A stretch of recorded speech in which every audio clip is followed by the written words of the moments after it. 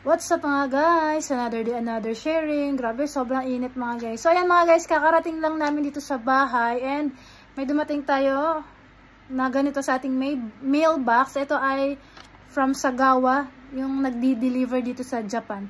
So kapag naka-receive kayo ng ganitong attempted delivery notice, so ayan, ipapa-deliver natin online. So ituturo ko sa inyo kung paano.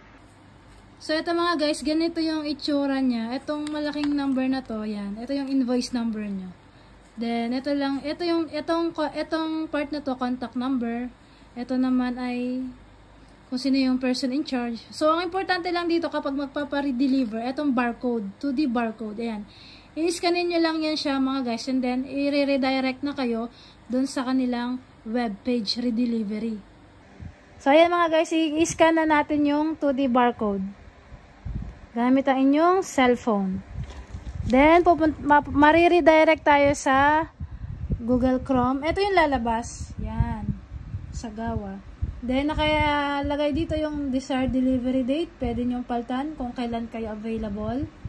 Then, desired delivery time. Kung anong oras kayo nasa bahay nyo. Ayan. And then, nilalagay nyo lang yung phone number.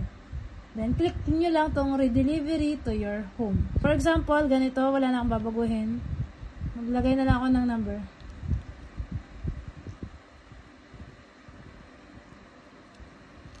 Redelivery to your home. Ayan.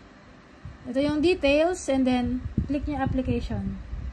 Then, yan. Your request for delivery has been completed. Ganun lang mga guys. Kung gusto nyo makareceive na email, dun sa email address nyo para dito sa details. So, maglagay pa kayo dito ng email address nyo para masesendan din kayo ng email. Pero ako, okay na ako doon. So, yun lang mga guys. Ganun lang kadali kapag magpapa-redeliver tayo dito sa Japan. Thank you! Bye!